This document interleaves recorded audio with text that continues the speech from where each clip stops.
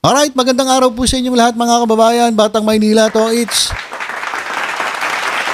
formal na pong nag-take over bilang 31st Chief of the Philippine National Police, si Police General Nicolas D. Torre III. Ayan po mga kababayan ng turnover ceremony. Ito pong si General Torre is known for successfully leading high-profile cases bilang hepe ng CIDG. He is the first alumnus of the Philippine National Police Academy to lead the 280,000-strong police force.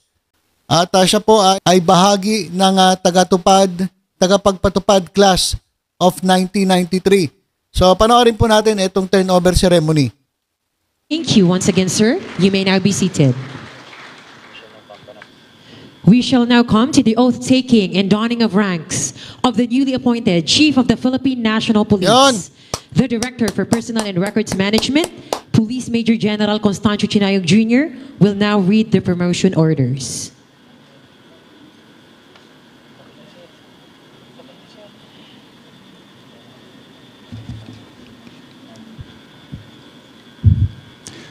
Promotion. Pursuant to General Orders Number NHQ GO-PR 2025-2798, National Headquarters, Philippine National Police, dated June 2, 2025. Police Major General Nicolas Deloso Torre III is promoted to the rank of Police General in permanent status effective June 2, 2025. By command of President Ferdinand Romualdez Marcos Jr., Official Juanito Victor C. Remulla, Secretary, Department of the Interior and Local Government. Signed, Constancio T. Chinayog Jr., Police Major General, the Director for Personnel and Records Management. At this moment, we shall witness the oath-taking of the incoming Chief of the Philippine National Police. May we request Mrs. Patricia Jane Torre, as well as Mr. Julius Patrick, Rod Felicer, and Bert Felix Torre to join our honoree. To administer the oath is the President of the Republic of the Philippines, His Excellency Ferdinand R. Marcos Jr. For the solemnity of the ceremony, everyone is requested to rise.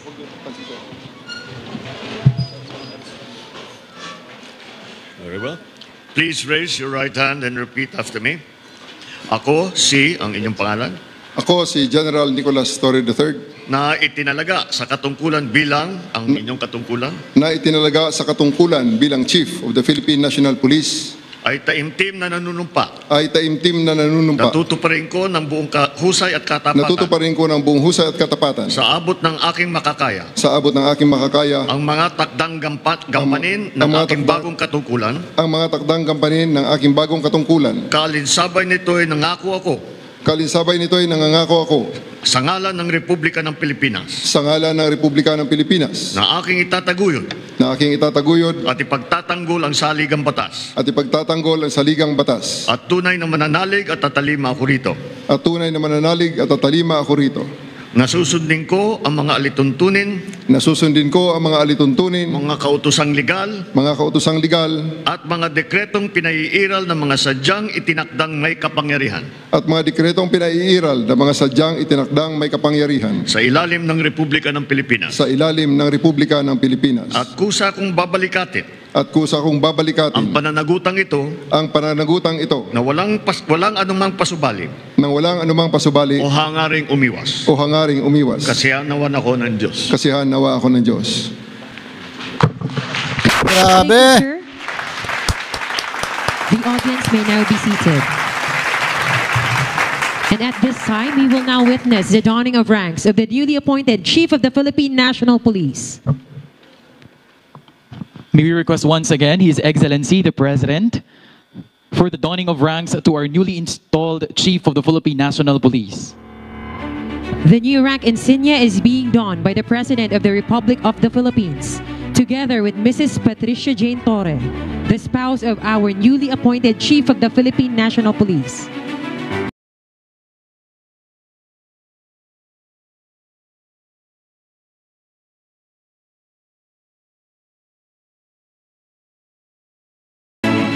Ayan na po.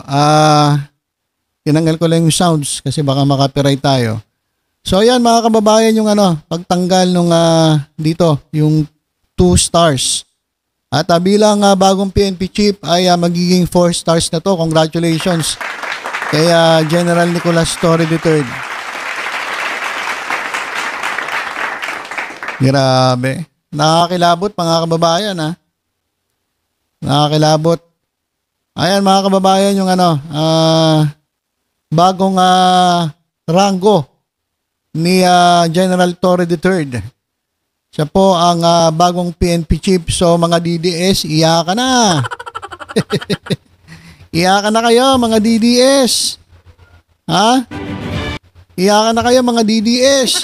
Dahil po nagreklamo Kilala yung mga anak ni Digong Duterte, si Baste, si Sara. Tapos yung mga ilang mga DDS na mga trolls, nag-iiyakan din. Puro reklamo. Magpresidente muna kayo bago kayo magreklamo. Ha? Tingnan nyo naman, halos sa Ping Lacson, approve. At yung ilang mga personalidad, approve kay General Torre. Ayan, mga kababayan, Ha? Pinatay ko lang yung sound kasi baka makapiright tayo. Ayan. Congratulations kay General Nicolas Torre III. Siya na po ang bagong, si Claire Castro. Hi ma'am, kamusta kayo? Nakakatuwa na ang ilagay ng Pangulo ayun talagang deserving. Di ba? Deserving yan. Ayan mga kababayan, grabe Saka nakaka-proud. Kasi si Presidente Bongbong Marcos pa talaga nagkabit nung bagong ranggo. Grabe. Grabe na to. Iyakan na ang mga DDS dito. Si Jingo Estrada, iyak na sir. Iyak na dyan. Ito na, formal na. Nakakabit na kay Toro yung 4 na stars, PNP chief. Ngayon, bulihin nyo. Nagpalit na rin ng sombrero. Ayan, Chief PNP. Ayan, Grabe. Ayan, mga kababayan. Ayan, mga kababayan, yung turnover ceremony. Congratulations. Grabe naman yan. Kinikilabutan ako kanina pa, mga kababayan Sa totoo lang. At ito, pagkatapos ng turnover ceremony, ay meron pong tanong kay General Torre kung ano raw ang gagawin niya dun sa mga nagtatago pa sa batas. Yung mga inilabas na mga desisyon ng korte laban kay Harry Roque at kay sino pa ba yan? Yung sa Pogo at sa iba pang mga nagtatago sa batas. Tinanong siya, ito mga kababayan, pakinggan natin itong sagot ng ating bagong PNP chief. You are highly regarded po sa pag-aresto po sa mga high-profile cases. Meron pa po tayong isa yung sa warrant of arrest na in-issue ng Pampanga Court over human trafficking dun kila Cassandra Ong and Harry Roque. What's your mandate on this? And ano po yung mensahe nyo sa kanila? Naka 2 over 51 na kami. May 49 pa. Kaya medyo mahaba pang labanan ito, mahaba pang trabaho pa. As of yesterday, nung isang araw, 2 weeks ago, nakuha natin yung isa, pangalawa, nakuha natin yung pangalawa. 2 days. Okay, so 2 over 49. So ang dami pa, 49 pa yung hahabulin ni General Torre. Nako, mahaba-haba pang trabaho. At magawa niya kayon sa loob ng kulang-kulang 2 taon kasi almost 2 years siya mag-serve as Philippine National Police Chief. So 2 over 49, sino ba yung 2? O si Duterte, tapos si Tevez. So meron pa. Sama pa dyan si Harry Roque. Sino kaya nasa listahan? Kasama dyan si Bantag, si Bato de la Rosa, kasama dyan si yung mga dating PNP chief dyan sa sa ICC, yung mga sangkot dyan sa Tokhang, baka si Sara Duterte kasali. Naku, napakarami pa. Kaya mag-ready na kayo. Ano ba ang gagawin ni General Torre dyan sa mga yan? Days ago, kaya 2 over 51, may 49 pang natitira. So I just really, I would like to say na this is a case, a valid case, pending before our courts.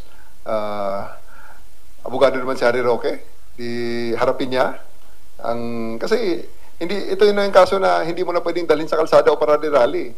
You really have to come and submit yourself to the jurisdiction of the courts and make your case and give your arguments regarding your case. So, I think it is but prudent for the other accused to just surrender themselves. May dalawang tatlong kaso kasi ito eh. Ang iba naman is bailable naman eh. So, just surrender yourself to the court, come to the jurisdiction, post bail so that you can prepare for your defense. Ngayon, sa mga talagang yung sa human trafficking na warrant, di pasensya kayo, talagang Nobel recommended yan dahil napakabigat ng kaso na yan. Hindi yan ordinaryo na parang isa o dalawa lang ang naging biktima dyan at hindi lang kung ano-anong mga kaso-kaso yan. It is a very serious problem. It is a very serious case that they have committed and it was already established by the prosecution service that a probable cause is sufficient, so that information will be filed on them in the proper court. And the court was convinced of the information. That's why they issued the warrant of arrest.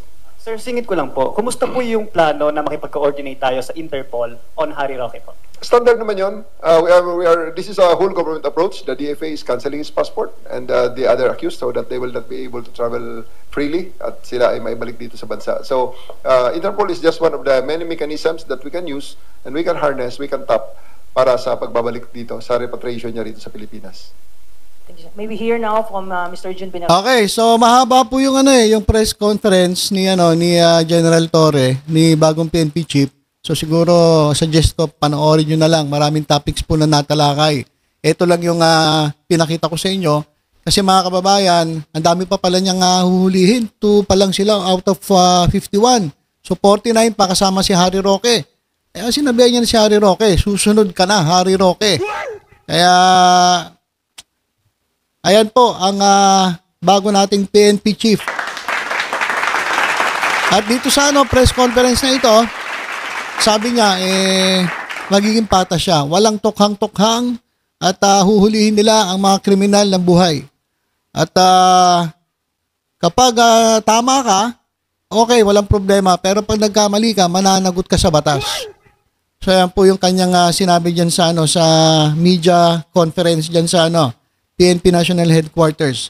So, ayan po mga kababayan, muli congratulations kay General Torre III bilang siya po ay ayan na 4 na ang stars ni Torre.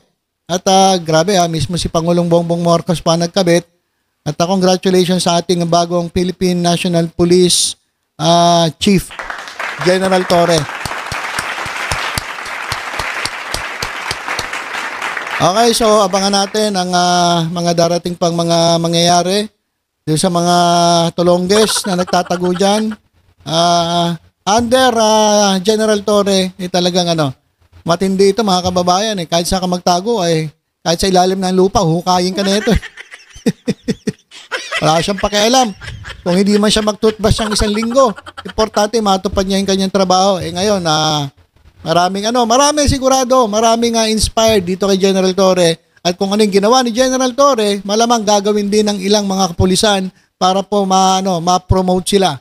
Kasi ganun ang promotion ngayon dito sa bagong Pilipinas. Hindi po palakasan system. Kailangan po merit and performance. Ayan po ang bagong Pilipinas. Okay, so ilan po, tutok-tutok lang po dito sa Batang Maynila. Sa iba pang updates, ingat po tayong lahat. God bless po.